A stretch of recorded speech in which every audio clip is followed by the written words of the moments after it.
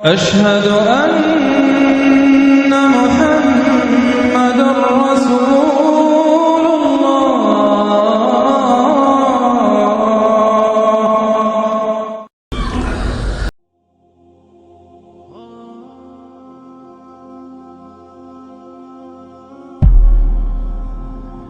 آغاز سابقہ امت مسلمہ کا شروع ہوا تقریباً 1300 قبل مسیح میں ایکسوڈس کے ساتھ. ایکسوڈس یعنی خروج، مصر سے خروج، اور اس کے بعد تورات کا عطا کیا جانا. وآتیناہ موسیٰ الکتاب وجعلناہ ہدی لبنی اسرائیل. اس کے تقابل میں آئیے تو امت محمد صلی اللہ علیہ وسلم کی تاسیس میرے نزدیک ویسے تو یہ ہے کہ حضور کی ولادت سے شروع کر لیں، آغاز وحی سے شروع کر لیں، ہجرت سے شروع کر لیں کہ ہمارا سن جو ہے تقویم ہماری شروع ہوتی ہے ہجرت کے ساتھ. لیکن میرے نزدیک تحویل قبلہ جو تقریباً 624 عیسوی میں سابقہ امت مسلمہ بنی اسرائیل کے دور عروج کا آغاز جو ہے وہ دور رسالت سے نہیں، تقریباً 1000 قبل مسیح کے لگ بھگ ان کا دور عروج اصل اپنے زینت کو پہنچا، جبکہ اس امت مسلمہ کا اتصال ہے دور نبوت و رسالت کے ساتھ ہی عروج کا جو ہے معاملہ شروع ہو جاتا. لیکن پھر یہ کہ پہلا دور عروج اس کے لیے وہاں بھی 3 بادشاہ آتے ہیں تقریباً 100 برس. حضرت طالوت 16 برس، حضرت داؤد 40 برس، حضرت سلیمان 40. یہاں 3 خلافتیں ابو بکر، عمر، عثمان رضی اللہ تعالیٰ عنہ. لیکن یہ تو مل کر بنتی ہے کوئی ربع صدی، 24 برس، 24.5، 24.5. پھر 4.5 سال کا فصل ہے جس میں باہمی خانہ جنگی رہی. لیکن پھر دور امیہ کو بھی اس میں شامل کریں تو یہ تقریباً 120 برس ادھر بن جائیں گے، 130 برس، وہ بھی تقریباً 100 برس. یہ زینت ہے، وہ زینت ان کا، یہ زینت ان کا، ذروہ سنام، عروج کی بھی چوٹی. اب تیسرا عنوان ہے زوال. وہاں وہ صدییں تھی 8ویں صدی، 7ویں صدی، 6 صدی قبل مسیح. 300 برس ان کے زوال کے ہیں. لیکن جن میں واقعات اہم کیا ہے؟ اشوریوں کے ہاتھوں اسرائیل کی تباہی، نیبوکڈنیزر کے ہاتھوں یہودیہ کی تباہی اور یروشلم کی تباہی، ہیکل سلیمانی کا مسمار ہونا، 6 لاکھ یہودیوں کا قتل ہونا، 6 لاکھ تک کیپٹو بن کر چلے جانا بیبیلونیا. ہمارے ہاں 11ویں صدی عیسوی، 12ویں صدی عیسوی، 13ویں صدی عیسوی، یہ 3 ہمارے زوال کے ہیں. ان میں اہم واقعات صلیبیوں کے ہاتھوں تباہی ایک بہت بڑے علاقے کی اور لاکھوں مسلمانوں کا قتل، اور یروشلم کی پھر حرمت کی پامالی. 88 برس تک مسلمانوں کی قبضے سے نکلے رہنا. اور پھر اصل جو نیبوکڈنیزر کے پہلے واقع آئے گا وہ ہے مشرق سے جو تباہی آئی تاتاریوں کے ہاتھ میں، اور اس کا جو نقطہ عروج ہے 1258 عیسوی میں بغداد کی تباہی، خلافت بنی عباس کا خاتمہ، بلکہ یوں کہیے کہ عربوں کے دور عروج کا خاتمہ. دوسرا عروج وہاں وہ شروع ہوا حضرت عزیر علیہ السلام کی دعوت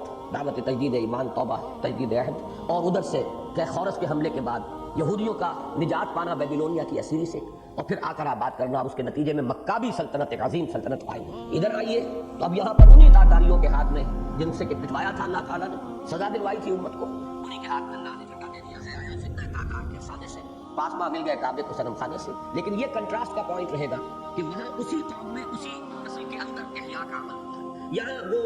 امیین جو تھے وہ گویا کہ ریجیکٹ کر دیے. اور دوسرا عروج جو ہے وہ آخرین کے ہاتھوں ہوا، اور یہ سب در حقیقت ترک قبائل تھے، ترکان تیموری، Terken صفوی، Terken Seljuqi, Terken Usmani, اور ان کے ذریعے سے بڑی عظیم مملکتیں آئی. وہ مشابہت بھی ہے جو میں نے عرض کیا تھا کہ مکابی سلطنت زمینی حدود میں حضرت سلیمان کی سلطنت سے بھی وسیع تر تھی. اسی طریقے سے یہ دوسرا دور عروج ہمارا جو ہے بہت وسیع ہے، پورا ہندوستان اس میں آیا ہے. اور پھر یہ کہ مشرقی یورپ کا ایک خاصا بڑا چنک جو ہے وہ بھی اسلام میں داخل شامل ہوا ہے. زمینی حدود تو اس پہلے عروج سے بڑھ گئی ہے. اب دوسرا زوال جو آیا ہے اس میں مشابہت وہی ہے کہ یورپین طاقت کے ہاتھوں آیا، وہاں بھی رومیوں کے ہاتھوں زوال آیا. اور اس کا جو سب سے اہم نقطہ ہے وہ ہے ٹائٹس رومی کے ہاتھوں سن 80 میں یروشلم کی تباہی اور یہودیوں کا وہاں سے بے دخل ہونا. لیکن یہ کہ مسلمانوں کے ساتھ یہ بڑا لمبا پروسیس ہے. 15ویں صدی عیسوی میں پہلے سلطنت ہسپانیہ ختم ہوئی، پھر اس کے بعد وہ یورپین امپیریلزم جو ہے سمندری راستے سے عالم اسلام کے مشرقی بازو پر حملہ آور ہوا. ہوتے ہوتے تقریباً 400-450 برس میں یہ پروسیس اپنے زینت کو پہنچا، زوال اپنے عروج کو پہنچا، یعنی انتہائی لوئسٹ ایب. وہ ہے اس صدی 20ویں صدی عیسوی کا ربع اول. پہلی جنگ عظیم کے بعد سلطنت عثمانیہ نقشے سے ہی ختم ہو گئی، اس کا وجود ہی نہیں رہا. تو ترکی ایک چھوٹا سا ملک باقی رہے اور حصے بکھرے ہو گئے. یوشک ان تداعی علیکم الامم، دوسرا قوموں نے ایک دوسرے کا دسترخوان سمجھا ہے، ایک دوسرے کو دعوت دی ہے کہ آئیے ہم لقمہ تر کھائیں. پہلی سابقہ جو امت مسلمہ تھی اس کا زوال رومیوں کے اس تسلط کے بعد سے مسلسل جاری ہے، نیچے ہی نیچے جا رہے ہیں. عارضی طور پر اسرائیل کی مملکت کا قیام جو ہے اس میں ایک عارضی سا فینومینن ہے، اور یہ در حقیقت تمہید ہے ان کی آخری تباہی کی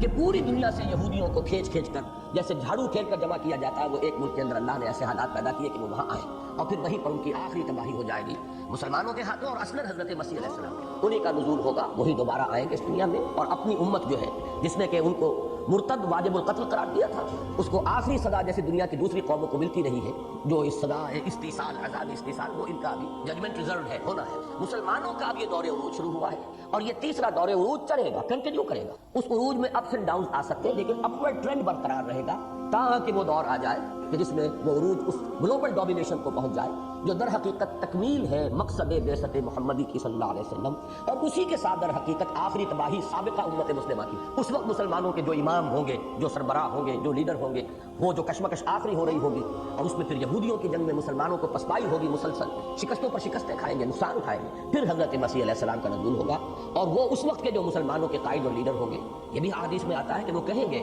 کہ روح اللہ آپ آگے بڑھیے، نماز پڑھائیے، جب نماز کا وقت آئے گا تو حضرت مسیح فرمائیں گے نہیں، امامکم منکم، تمہارا امام تمہیں میں سے ہوگا۔ چنانچہ اس وقت کے جو مسلمان امام ہوں گے امت مسلمہ کے، انہی کی امامت میں حضرت مسیح علیہ السلام بھی نماز ادا کریں، گویا کہ شریعت جو ہے وہ حضور کی صلی اللہ علیہ وسلم بھی برقرار ہے۔ سابقہ امت کا معاملہ یہ ہے کہ اس کا گراف جو ہے وہ انگریزی حرف M سے ریپرزینٹ کیا جا سکتا ہے، امت محمد صلی اللہ علیہ وسلم کا معاملہ W سے مشابہ ہے۔ یہ ایک ذرا ڈائیگرامیٹک ریپرزنٹیشن ہے، اور مشابہت ہے اس تاریخ کی حرف M کے ساتھ اور اس کی W کے ساتھ۔ W اینڈ ہوتا ہے اپورڈ، وہ اپورڈ ہی جانا ہے، M ختم ہوتا ہے ڈاؤن ورڈ، اور اس کو ڈاؤن ہی جانا ہے۔ کہتے ہیں حضور کی یہ حدیث ہے کہ اللہ تعالیٰ اس امت میں ان اللہ یبعث فی هذه الامہ علی راس کل 100 عام من یجدد لها دینها، ہر صدی کے ہر 100 سال کے سرے پر اللہ تعالیٰ کسی کو اٹھاتا رہے گا جو اس دین کو تازہ کرے، یعنی جو بھی تقریباً 100 سال کے عرصے میں دین کی تعلیمات پر غبار آ گیا ہوگا، بدعات کا طومار، نئے نئے اوہام، نئی نئی رسومات، ان سب کو صاف کر آئینہ پھر نکھر کر آ جائے گا جس میں اصل دین جو ہے وہ منعکس۔ لیکن 20ویں صدی عیسوی سے قبل کی ایسی تمام کوششوں کے بارے میں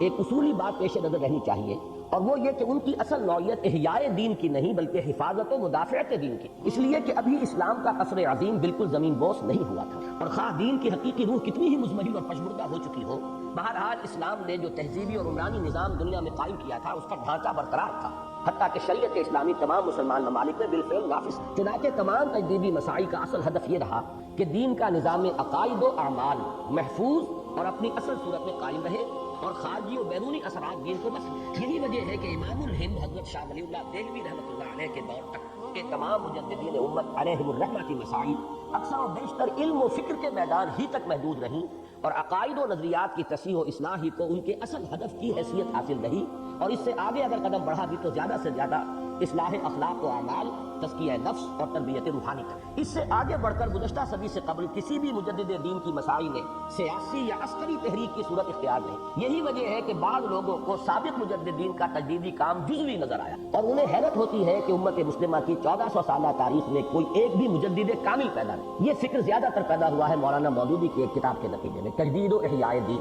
تنقید کے لیے لازم ہے ہمدردی، یعنی آپ جس فرد پر تنقید کر رہے ہوں پہلے اس کے لیے ہمدردی پیدا کریں، وہ کن حالات میں تھا، کیا اس کے لیے لمیٹیشنز تھیں۔ جب تک آپ اسے اس کے ماحول میں رکھ کر نہیں دیکھیں گے، آپ اپنے ماحول کے اعتبار سے اس کو ایسس کرنا شروع کر دیں گے تو بہت ہی آپ کا تلخ انداز ہو جائے گا۔ ہر شخص، ہر انسان جو ہے وہ خاص قسم کے ظروف و احوال میں کام کرے، اس کے کارنامے کو اگر آپ ایسس کرنا چاہتے ہیں تو اس پرسپیکٹو میں رکھ کر ایسس، تب آپ کے سامنے صحیح تصویر آئے گی۔ ٹھیک ہے، اسلاف کو بت بھی نہیں بنا دینا چاہیے، یہ بھی نہیں ہے کہ وہ معبود ہو گئے ہیں، حالانکہ بات بالکل واضح اور سیدھی ہے کہ ابھی عمارت بالکل منہدم ہوئی ہی نہ تھی کہ بالکل نئی تعمیر کی حاجت ہوتی، بلکہ صرف شکستہ اور بوسیدہ ہوئی تھی، اور ضرورت ہی صرف جزوی اصلاح و استحکام کی۔ اس کا ایک دوسرا سبب اور بھی ہے، عسکری تنظیمیں اور تحریکیں کیوں نہیں چلی؟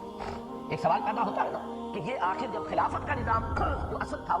وہ جب ختم ہو گیا اور ملوکیت آ گئی، تو کیوں نہیں پھر خلافت کی تجدید اور احیاء کے لیے، اس کو دوبارہ ریسٹور کرنے کے لیے کیوں نہیں میدان میں آیا؟ اس کا ایک اہم سبب یہ تھا کہ نبی اکرم صلی اللہ علیہ وسلم نے مسلمان حکمرانوں کے خلاف خروج یعنی مسلح بغاوت پر نہایت سخت بندشیں عائد فرما دی، اور جب تک ان کے ہاتھوں شریعت اسلامی کا نفاذ ہو رہا تھا، کفر کی ترویج و تنفیذ نہیں ہو رہی تھی، ان کے ذاتی فسق اور فجور اور ظلم و جور کے باوجود ان کے خلاف مسلح بغاوت ممکن نہ تھی۔ یہی وجہ ہے کہ جیسے یہ صورتحال تبدیل ہوئی اور حکومت مسلمانوں کے ہاتھوں سے نکل کر غیر مسلم اقوام کے ہاتھوں میں آئی، دفعتاً ان مسائل میں عسکریت بھی پیدا ہو گئی، جس کی نمایاں ترین، جس کی نہایت شاندار اور تابناک مثال خانوادہ ولی اللہ ہی کے زیر اثر برپا ہونے والی تحریک شہیدین۔ اس میں یہ نوٹ کر لیں کہ ہمارے ہاں دو نقطۂ نظر اس میں مختلف ہیں۔ وہ جو میں نے عرض کیا تھا کہ ایک اصحاب الرائے یا اصحاب قیاس اور دوسرے اصحاب الحدیث، یہ در حقیقت فقہ ہی کے دو ایسپیکٹس۔ تو اصحاب الحدیث نے تو ان احادیث کو بہت زیادہ اہمیت دی ہے، اور کسی بھی شکل میں کسی مسلمان حکمران کے خلاف بغاوت جو ہے اس کو تقریباً رول آؤٹ کر، لیکن اصحاب الرائے یا اصحاب قیاس میں جو چوٹی کی شخصیت ہے امام ابو حنیفہ رحمۃ اللہ علیہ،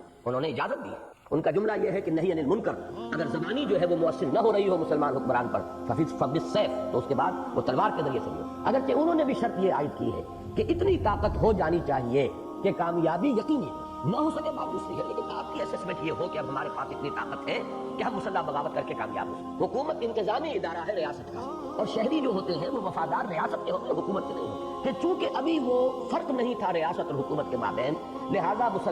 اگر مسلمان حاکم کے خلاف حکومت کی اصلاح کے لیے کھڑے ہوتے تھے تو وہ باغی شمار کر ہو جاتے تھے۔ یہی وجہ ہے کہ جب 2-3 تجربے ہو گئے تو پھر صلحاء امت نے اس کو تو چھوڑ دیا، ریکنسائل۔ اس 20ویں صدی کے آغاز میں ہوا کہ ملت اسلامی کا بوسیدہ قصر گویا کا ختم زمین پر آ رہا، اور اسلام اور مسلمان دونوں اپنے زوال و انحطاط کی آخری حدوں کو پہنچ گئے۔ تو یوں سمجھیے کہ اسلام کا معاملہ جو ہوا ہے وہ تو تدریجاً 1400 برس میں، 1300 برس میں، 1200 برس میں یہاں تک پہنچا۔ امت مسلمہ کے اتار چڑھاؤ جو ہے وہ پہاڑی راستے کے مانند ہے، پہاڑی راستے میں تو اتار چڑھاؤ پھر اتار۔ تو اس طریقے سے امت مسلمہ 2 عروج 2 زوال سے 2 4 ہو کر پہنچی، اور اسلام تدریجاً گرتے گرتے یہ دونوں کوئنسائڈ کرتے ہیں آ کر اس صدی میں یہ دونوں چیزیں جو ہے اپنے زوال کے انتہا کو پہنچی، بلکہ پچھلی صدی میں پہنچ چکے تھے۔ اور ایک طرف کروڑوں کی تعداد میں ہونے کے باوجود مسلمانوں کی حالت حدیث نبوی کے الفاظ کے مطابق مساو سیل یعنی سیلاب کے جھاگ سے زیادہ نہ رہی، اور دوسری طرف اسلام اور قرآن دونوں بھی حضور صلی اللہ علیہ وسلم کے الفاظ کے مطابق اس حال سے پہنچ گئے کہ لا یبقى من الاسلام الا اسمه ولا يبقى من القرآن الا رسمه، لہذا قانون فطرت کے عین مطابق احیاء کا ہمہ جہتی عمل بھی شروع ہو۔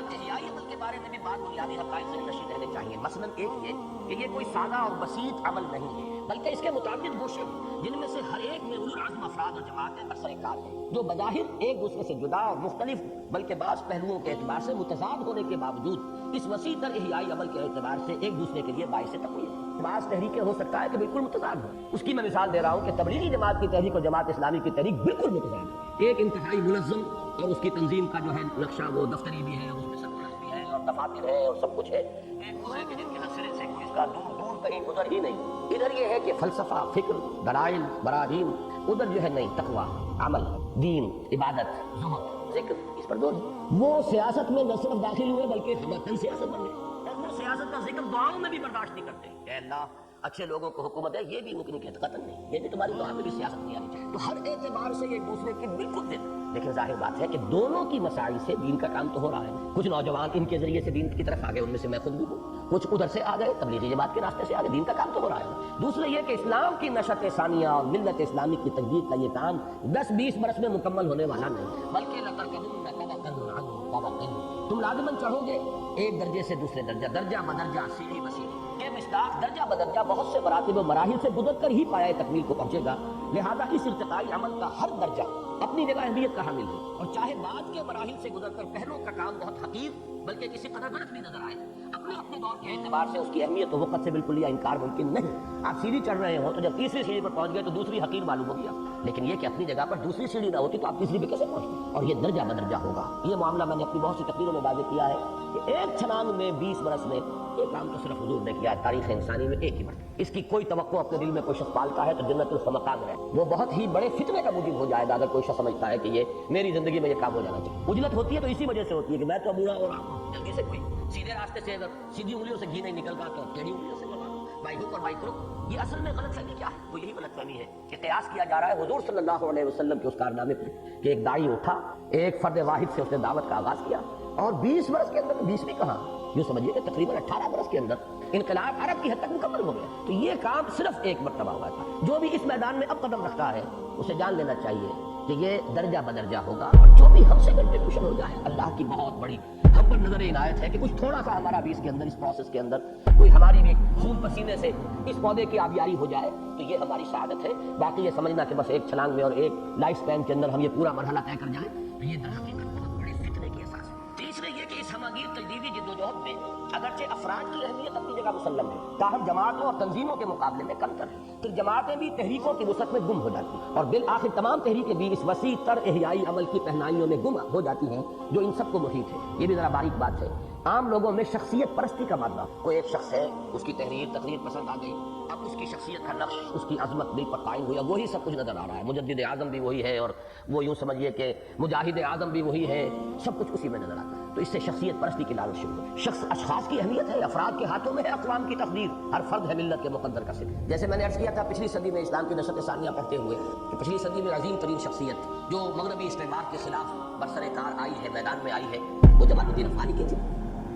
اس صدی میں عظیم ترین شخصیت جو مغربی فکر کے مقابلے میں آئی ہے وہ علامہ اقبال کی ہے، لیکن یہ کہ افراد کی اپنی حیثیت ہے، تحریکوں کا اپنا مقام، تو افراد جو ہوتے ہیں وہی تحریک شروع کرتے ہیں، لیکن پھر اب اصل اہمیت تحریک کی ہوگی۔ ایک تو یہ کہ یہ کام ہونا تو ہے لیکن نہ ترکبن نہ طبقا نہ طبق، جو 20 برس میں حضور نے کیا تھا وہ اگر ہمارے ہاتھوں 200 برس میں ہو جائے تو بہت بڑی 200 برس میں ظاہر بات ہے 8 برس میں نکل جائے کوئی حرج نہیں. ہر ایک کی کنٹریبیوشن ہے, ہر ایک کا اس کے اندر جو ہے وہ اس پروسیس کو آگے بڑھانے میں اس کا رول ہے. دوسرا یہ کہ ایک ہی وقت میں بھی بہت سی تحریکیں ہوتی ہیں بظاہر مختلف, بلکہ مخالف بھی ہو, بہت سے اعتبارات سے متضاد ہو, لیکن ذہن کو وسیع رکھنا چاہیے کہ یہ سب کچھ احیائی عمل کے اندر کہیں نہ کسی محاذ پر کسی گوشے میں یہ بھی کام کر رہے ہیں. اور تیسرے یہ کہ افراد, پھر تنظیمیں, پھر تحریکیں, اور پھر ہمہ جہتی احیائی عمل, یہ جو ہر چیز کو اپنی جگہ پر رکھنے کا اگر ذہن کے اندر جو ہے یہ استعداد پیدا ہو جائے تو پھر انشاءاللہ اس قسم کے فکروں کا سندباد ہو جائے گا. ماضی میں ان حقائق کے پیش نظر نہ رہنے کے باعث بہت سے لوگوں کے دلوں میں مہدی موعود یا مجدد کامل بننے کا شوق پیدا ہوتا رہا ہے, جس کے نتیجے میں طرح طرح کے فتنے اٹھتے رہے ہیں اور اچھی بھلی تعمیری کوشش کا رخ تخریب کی جانب مڑتا رہا. اس احیائی عمل کا اولین مرحلہ مسلمان اقوام کا مغربی استعمار کے براہ راست تسلط سے نجات کا حصول تھا, جو بحمداللہ گزشتہ 30-40 سال کے دوران تقریباً مکمل ہو چکا ہے. اور اگرچہ اب بھی ہم مغرب کی علمی و فکری اور تہذیبی اور ثقافتی غلامی میں مبتلا ہے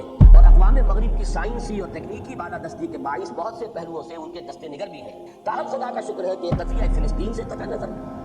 اور صرف کشمیر اور ایریٹریا کے علاوہ پورے عرضی پر مسلم اکثریت کا کوئی علاقہ براہ راست غلامی اور محکومی کی لعنت میں گرفتار نہیں. وہ جو ویسٹرن امپیریلزم کا جو عسکری اور براہ راست جو غلامی کا معاملہ تھا وہ دور ختم. یہ پہلا فیز ہے اس احیائی عمل. اس میں ذرا اضافہ کر لیجئے کہ تقریباً 5 کروڑ مسلمان وہ اب بھی روس کے استعمار کے پنجے میں ہیں, لیکن ان کی جو ہے تقریباً 70 برس کے اندر اتنی برین واشنگ ہو چکی ہے کہ ان کی اکثریت کو اپنے مسلمان ہونے کا احساس ہوا. حالانکہ میں حیران ہوں کہ ہمیں یہ امید تھی اور بہت سے لوگوں نے اس کی خبریں دی تھی, امید پیدا کر دی تھی کہ یہ رشیا کی جو پسپائی ہے اور جو جہاد افغانستان کا ہوا ہے اس کے بڑے زبردست نتائج جو ہیں, یہ جو ترکستان کی جو ریاستیں ہیں سوویت ریپبلکس, ان کے اندر بغاوت پیدا ہوگی. لیکن یہ کہ عجیب فنومینل یہ سامنے آیا ہے کہ گورباچوف نے اگر وہ آزادی دینی شروع کی ہے تو ہنگامے ہوئے ہیں تو یورپین ممالک میں, ابھی یہاں تک تو خبر ہی نہیں, بڑے اطمینان سے لوگ بیٹھے ہوئے, کوئی وہاں ابھی کوئی ہنگامہ, کوئی اتھل پتھل جو ہے وہ وہاں ابھی اس کی خبر نہیں ہے. خیال یہ تھا کہ بڑی تیزی کے ساتھ اسلام کی طرف ان کی مراجعت ہوگی اور مجاہدین کے جو کانٹیکٹس ہیں وہاں پر قرآن مجید کے بہت سے نسخے وہاں پہنچ گئے ہیں, ایک طرح سے احیاء اسلام وہاں ہو رہا ہے. لیکن تاحال واقعات کی طرف سے ان امیدوں اور توقعات کی توثیق نہیں ہو. بہرحال یہ علاقے رہ گئے ہیں. باقی یہ کہ تمام عالم اسلام جو براہ راست غلامی کا معاملہ تھا اس سے آزادی حاصل ہو چکا. خالص اصولی اور نظریاتی اور تصوریت پسندانہ آئیڈیلسٹک نقطۂ نظر سے تو مسلمان اقوام کی اصطلاح ہی قطعاً غلط ہے. یہ وہی بات جو علامہ اقبال کے حوالے سے میں کہہ چکا ہوں کہ ایک طرف تو قوموں کی نفی ہے, مسلمان تو ایک امت واحدہ ہے, لیکن یہ کہ واقعہ اگر ہم دیکھیں تو بہت سی قومیں ہیں, امت تو موجود ہی نہیں. اب تو امت کی مرکزیت کا کوئی سمبل اور نشان بھی باقی نہیں رہا. 65 برس ہو گئے 1924 کے بعد سے 1989 تک کہ کوئی نشان بھی موجود نہیں ہے, کوئی سمبل بھی, کوئی علامت بھی مسلمانوں کی مرکزیت. اس لیے کہ اگروئے قرآن و حدیث مسلمانوں کی حیثیت ایک جماعت یا امت یا حزب کی ہے, نہ کہ قوم کی, اور وہ ایک ناقابل تقسیم وحدت ملی میں منسلک ہے جس میں تعدد و تکثر کا امکان ہی موجود ہے کہ اقوام کا لفظ صحیح قرار دیا جا سکے. مسلمان اقوام یہ اصطلاحی طرف سے بنیادی طور پر اصولی اعتبار سے, لیکن واقعیت پسندانہ یعنی ریئلسٹک نقطۂ نظر سے دیکھا جائے تو حقیقت یہ ہے کہ مسلمانوں نے ایک جماعت یا امت یا حزب کا کردار کو بہت پہلے ترک کر دیا اور بالفعل ایک قوم ہی کی حیثیت اختیار کر لی تھی. البتہ وحدت ملی کا تصور اس صدی کے آغاز تک برقرار تھا کہ ایک قوم ہے ہم, لیکن جیسا کہ ہم پہلے عرض کر چکے ہیں اس صدی کے ربع اول کے دوران مغربی استعمار کی ہتھکنڈوں نے اسے بھی ختم کر کے رکھ دیا, اور اس وقت فی الواقع روئے ارضی پر کوئی ایک امت مسلمہ آباد نہیں ہے بلکہ بہت سی مسلمان اقوام. اسی طرح خالص تصوریت پسندانہ نقطۂ نظر سے دیکھا جائے تو نشأ میں کو تعلق نہیں پیمانے سے کہ مصداق مسلمانوں کی آزادی اور خود مختاری کا احیاء اسلام سے کوئی تعلق, لیکن واقعیت پسندانہ نگاہ سے دیکھیے تو مستقبل کے بارے میں تو کچھ نہیں کہا جا سکتا. ہو سکتا ہے کہ اللہ تعالیٰ اپنے دین کی علمبرداری کی سعادت کسی بالکل ہی نئی قوم کے حوالے فرما دے اور یستبدل قوما غیرکم کی شان دوبارہ ظاہر ہو, لیکن بحالات موجودہ تو کہیں ممکن ہے کہ ساقی نہ رہے جام رہے کہ مصداق اسلام کا مستقبل موجودہ مسلمان اقوام ہی کے ساتھ وابستہ ہے اور دونوں باہم لازم و ملزوم کی حیثیت. اندری حالات مسلمان اقوام کا آزادی و خود اختیاری کی نعمت سے ہمکنار ہونا یقیناً احیاء اسلام ہی کے سلسلے کی ایک کڑی, اور جن تحریکوں کے ذریعے یہ مشکل مرحلہ سر ہوا ہے ان کی سعی بھی اسلام کی نشت ثانیہ ہی کی جد و جہد کا جز قرار پائے. رہا یہ شبہ کہ ان میں سے اکثر کے قائدین اور صحابہ کا دین و مذہب کے ساتھ کوئی واقعی اور عملی تعلق نہ تھا. اب قائد اعظم بھی ایک شریف انسان, ایک بااصول انسان, باکردار انسان, سب کچھ آپ کہہ لیں, لیکن بہرحال کو مذہبی آدمی تو نہیں تھے. ادھر جائیے انڈونیشیا میں سیکارنو صاحب غیر شریف سے دیگر تھے, وہ تو ناچتے تھے, ڈانس کرتے تھے کھلم کھلا, وہ تو مغربی تہذیب کے اندر اثر تاپا غرق. اور دوسری انتہا پر جائیے تو بلکہ انتہا کو اس کو کہنا چاہیے مصطفیٰ کمال پاٹھک کو, یوں سمجھیے کہ ایک اعتبار سے اسلام کی قبر کھودنے والوں میں سے. لیکن یہ کہ میں جو آپ سے عرض کر رہا ہوں وہ یہ ہے کہ اگر آپ اس ریئلزم کو سامنے رکھیں کہ مسلمان قوموں کا آزادی کا پروسیس یہ بھی احیاء اسلام کے سلسلے کی ایک کڑی ہے, تو ان سب کی خدمت بھی ایک پازیٹیو رنگ میں آپ کے سامنے. مصطفیٰ کمال نے بہرحال ترکی کو بچا دیا, وہ تو جو بھی بغاوت کی عربوں نے ترکوں کے خلاف, میں یہ سمجھتا ہوں کہ اس کا رد عمل تھا شدید, اور وہ فوری رد عمل اسی نوعیت کا ہوتا ہے کہ عربیت سے شدید نفرت ہوئی. عربی زبان نہیں ہوگی, عربی میں اذان نہیں ہوگی, عربی لباس نہیں ہوگا, عربی رسم الخط نہیں ہوگا, رومن اسکرپٹ اختیار کیا گیا, رومن لباس اختیار کیا گیا, یورپین ہر چیز, ایک نفرت شدید اسے عربوں کے ساتھ ہوگی. رفتہ رفتہ وہ خلیج جو ہے بڑی گہری خلیج تھی ترکوں اور عربوں کے درمیان, بہرحال اب اس پر تقریباً 20 صدی بیت چکی ہے. تو اب یہ ہے کہ رفتہ رفتہ وہ زخم منتقل ہوئے ہیں, ورنہ یہ کہ ان دونوں قوموں کے اندر تو شدید نفرت کے بیج جو تھے وہ انگریزی امپیریلزم نے, برٹش امپیریلزم نے اس کے بیج بو دیے تھے. لیکن مصطفیٰ کمال اگر اس وقت نہ ہوتے ہیں تو واقعہ یہ کہ ترکی کا نام و نشان نہ ہوتا, اس لیے کہ یورپ پر جس طریقے سے ترکوں نے حکومت کی تھی بہت بڑے رقبے پر, ایک انتقامی جذبہ تھا. جیسے اندرا گاندھی نے کہا کہ we have avenged our 1000 years defeat, ایسے ہی صدیوں کی شکست جو تھی اور صدیوں کی غلامی کا بدلہ لینے کے اوپر تلی ہوئی تھی اقوام یورپ. لیکن یہ کہ ٹرک نیشنلزم کی بنیاد پر یہ ینگ ٹرکس سامنے آئے, اور اس وقت جو بھی ہمارے اس وقت کے حکمران تھے, بادشاہ کے خلیفہ تھے, وہ بالکل نہ ہونے کے برابر اور کٹ پتلی بنے ہوئے تھے یورپین قوتوں کے ہاتھوں کے اندر. جو وہاں سے حکم آتا تھا اسی کے اوپر وہ عمل کرتے تھے. یہ اگر ایک قوت اس وقت نہ ابھر آتی تو ترکی کا نام و نشان نہ ہوتا.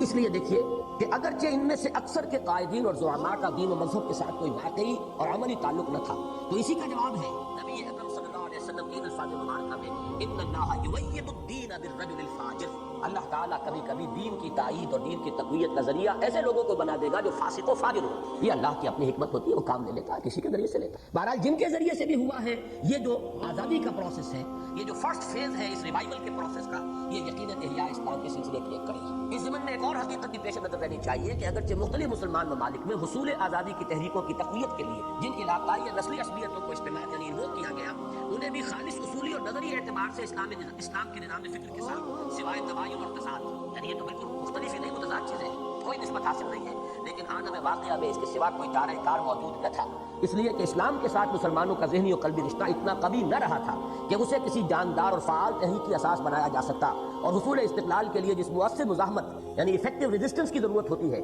اس کی بنیاد خیالی یا جذباتی نہیں بلکہ حقیقی اور واقعی اساسات کنکریٹ گراؤنڈ ہی پر رکھی جا سکتی ہے. واقعہ یہ ہے کہ اگر ترک نیشنلزم کا جذبہ فوری طور پر بیدار نہ ہو گیا ہوتا تو شاید آج ترکی کا نام و نشان بھی صفحہ ارضی پر موجود نہ. اسی طرح اسلام سے جتنا کچھ حقیقی اور واقعی تعلق اس وقت مسلمانان عرب کو ہے وہ کسے معلوم. اندری حالات عرب نیشنلزم ہی یورپ کی سامراج کے چنگل سے نکلنے کی جد و جہد کے لیے واحد موجود دی اونلی اویلیبل بنیاد بن سکتا تھا, اور ایک وقتی ضرورت اور دفاعی تدبیر کی حد تک اس کے استعمال میں کوئی قباحت بھی نہیں ہے, بشرطے کہ اسے نظام فکر کی مستقل اساس کے طور پر قبول نہ کر لیا جائے, اور حصول آزادی کے عبوری مقصد کی تکمیل کے بعد صحیح اسلامی فکر اور وحدت ملی کے شعور و احساس کو اجاگر. اسی اصول پر تھا اصل میں انڈین نیشنلزم کا وہ نظریہ جو ہندوستان میں بہت بڑی مذہبی قوت جمعیت علماء ہند نے اختیار کیا تھا کہ اس وقت انگریز کو یہاں سے دفع کرنے کے لیے اور نکالنے کے لیے ہمیں ہندو کے ساتھ متحد ہو کر جب تک کہ ہم جدوجہد نہیں کریں گے انگریز ہمارا پیچھا نہیں چھوڑے. انگریز کی دشمنی اتنی شدید تھی ان کے, اور ان کو اندازہ تھا کہ کس طریقے سے انگریز نے, اور ہندوستان کی حکومت اصل میں بنیاد بنی ہوئی ہے, انہیں معلوم تھا ہندوستان سے اگر انگریز کے اقتدار کا بستر طے ہو گیا تو یہ پورا عالم اسلام جو ہے آزاد ہو جائے. جب تک یہاں ان کی حکومت قائم ہے یہ پورا کا پورا درمیانی علاقہ جو ہے اس کے اوپر بھی ان کا تسلط اور اقتدار باقی ہے. لہذا انہوں نے ایک دفاعی تدبیر کے طور پر ہندوؤں کے ساتھ اتحاد کر کے انگریز کے خلاف ریزسٹنس موومنٹ کے لیے جو وقتی طور پر ایک متحدہ قومیت کا تصور جو کو اختیار کیا, میرے نزدیک وہ بھی اسی قبیل کی. چنانچہ پڑھ لیجئے, چنانچہ جمعیت علماء ہند کی سیاسی جد و جہد اسی اصول پر مبنی تھی, بلکہ مولانا حسین احمد مدنی رحمۃ اللہ علیہ نے اپنی خود روش سواد حیات یعنی نقش حیات اس کا نام ہے, اس میں تو ثابت کیا ہے کہ خود مجاہد کبیر حضرت سید احمد بریلوی رحمۃ اللہ علیہ مسلمانان پنجاب کو سکھا شاہی سے نجات دلانے کے بعد اسی اساس پر انگریزوں کے خلاف تحریک چلانے کا ارادہ رکھتے ہیں. مولانا مدنی رحمۃ اللہ علیہ نے نقش حیات میں خطوط شائع کر دیے ہیں حضرت سید احمد بریلوی رحمۃ اللہ علیہ کے, جو انہوں نے ہندوستان میں جو ہندو راجے مہاراجے تھے انہیں لکھے, اور اس میں واضح طور پر یہ الفاظ تھے کہ ہم ہندو اور مسلمان اس ملک میں صلح و آشتی کے ساتھ رہ رہے تھے, لیکن ایک باہر سے یہ قوم آئی ہے, اس نے ہم پر حکومت کی ہے,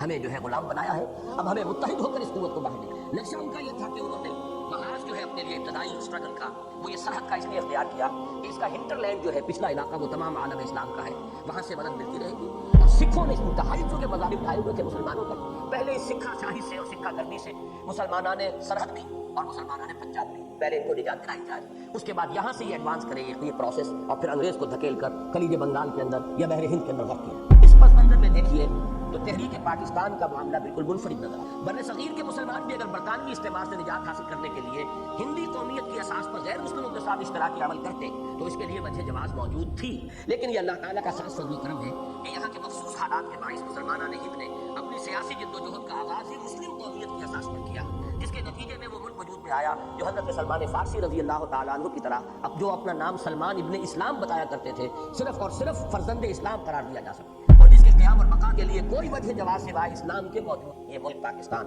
یہ پاکستان ابن اسلام ہے، اس کے لیے جو تحریک چلی اس میں اسلام کو انووک کیا گیا۔ پورے اس عالم عرضی میں، پورے عالم اسلام میں کہیں بھی آزادی کی تحریک میں اسلام کا نعرہ بھی نہیں لگا، انووک ہی نہیں کیا۔ قومیتیں، مقامی قومیتیں، عرب نیشنلزم، ترک نیشنلزم، مختلف نیشنلزم، لیکن یہ ہے کہ یہاں جو تحریک پاکستان چلی ہے اس کے اندر نعرہ تھا پاکستان کا مطلب کیا؟ لا الہ۔ یہ ایک خصوصی بات ہے، اہم بات ہے جو نمایاں کرتی ہے یہ جو فرسٹ فیز ہے ریوائول کے پروسیس کا، یعنی آزادی کی تحریکیں، ان میں ایک منفرد مقام حاصل ہے تحریک پاکستان کو، جس کے نتیجے میں پاکستان وجود میں آیا۔